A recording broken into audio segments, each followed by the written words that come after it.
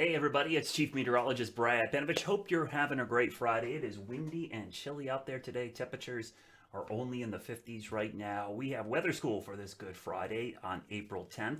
I do want to mention as well, make sure you're checking out my Facebook page because we've got a significant storm system heading our way Easter night into Monday. The threat for the Carolinas really goes up on Sunday night into Monday, and I have complete coverage on my Facebook, YouTube channel as well, and WCNC.com will keep you up to date. Just be weather aware. Just want to give that shout out to everybody that we could have potentially some strong winds and isolated tornadoes Sunday night. Today's topic, though, is the space station. Forecaster Larry Sprinkle is going to talk about the International Space Station, something near and dear to my heart as well. I love observing the International Space Station.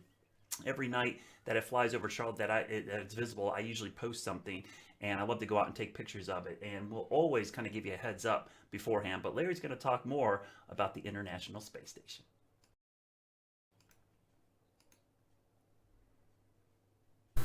Yes, it is time for today's weather school. Larry Sprinkle here at our studios at WCNC Charlotte in the First Warren Storm Center. And our topic discussion today is the International Space Station. I have been fascinated with this for many years. I'm sure a lot of you have too. A little bit later, I'll tell you how you can actually see the International Space Station from wherever you live, from wherever you are.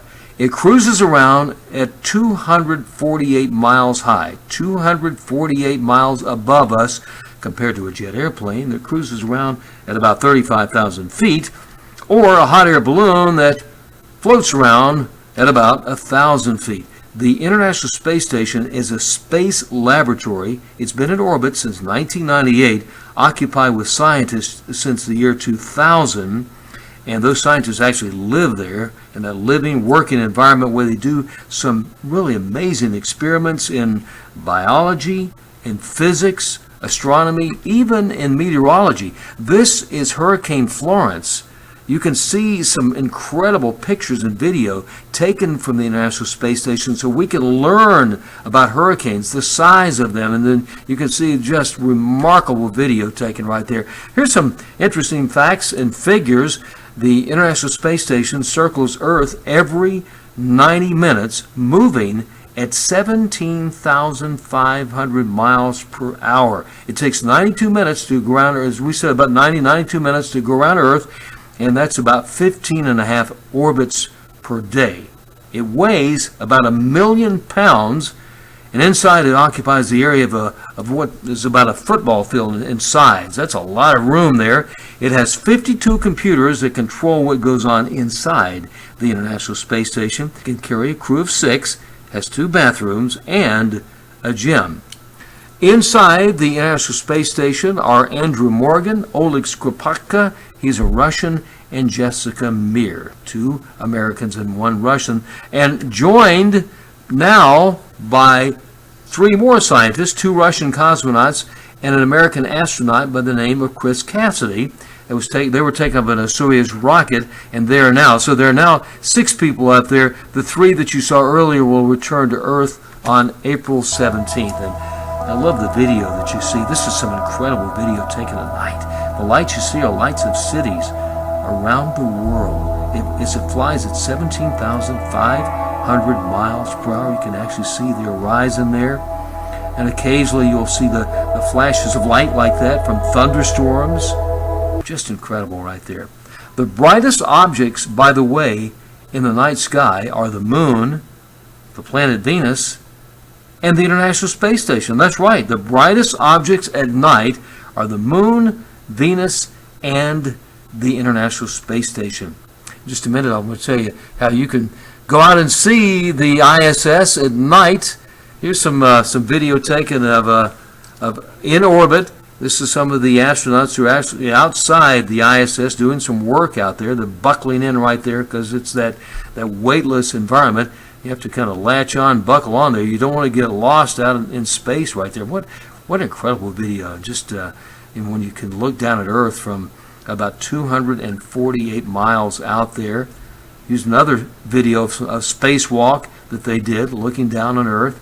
You can see the clouds, you can see some of the land out there, and you can actually see something floating around out there. I think that was a bag that that they just kind of let go right there. It'll go into orbit, by the way. And here's another great shot of Earth. That's probably the Sahara Desert right there, taken from, as we said, about 248 miles above us, circulating around out there. This is one of the scientists doing some work on a computer up there, and you can see all the technology that they have around there. That's pretty amazing stuff as they circle around at an altitude of about 250 miles. And it's just amazing to me some of the things that they do up there. They have to eat, and this is one of the crews. Food is a very important part of what they do. Most of the food is vacuum packed, but they do occasionally have some canned food, and you can just see some of the food that they're enjoying up there. They say it's not the tastiest, but you got to eat. And they definitely have some food up there at the International Space Station. All right, how to view it, when to view it, the length of time, the maximum height, the direction the ISS appears and disappears, all that you can learn when you log on to spotthestation.org. NASA runs this, so you can log on to spotthestation.org and you can sign up to get emails to tell you when you can actually see the International Space Station from wherever you live, from wherever you are. What an amazing thing to see. And I hope you learned something about that today. And there's always more to learn. NASA.org has all the information, and then hopefully you'll be able to see it. And we'll also tell you, Brad always mentions this whenever you can see it. He'll tell you about also when you can see the International Space Station. This is Larry Sprinkle, and that's Weather School for today. Thanks, Larry. Yeah, just I love the space station. It's one of those cool things when you realize that thing is flying overhead when you go out and look at it. I know a lot of folks and a lot of parents and kids will tell me, they don't think it's a big deal, and then I tell them about it, and you'll go outside and see it, and it's like, wow, my kids, the first time they did it, they're like, really, there's astronauts up there? And they used to wave to them, and thinking they could see them. So we will always post that, but I will tell you that a great app, if you don't want to rely on looking at my tweets and my Facebook post, there's a great app called ISS Spotter. There it is right there. It'll show you the real-time position of the space station. Let me pull this full screen so you guys can see it. So the real-time position of where it is, and it's kind of cool because you can see where I am in Charlotte right there to show you where the space station is in relation to you. But the cool thing is it gives you a little forecast, and it tells you today the space station is going to be overhead at 8:39, but it's a low visibility one. It's 10 degrees above the horizon, so not great. And again, let me go back. You can see that app on there. ISS Spotter, if you have iOS, look for it Android. It's really great. It's free. You can sign up for text alerts as well. That's Weather School for today, April 10th. We are going to take spring break next week. CMS and a lot of other schools I know are doing spring break. My kids are still doing spring break, even though we're doing virtually.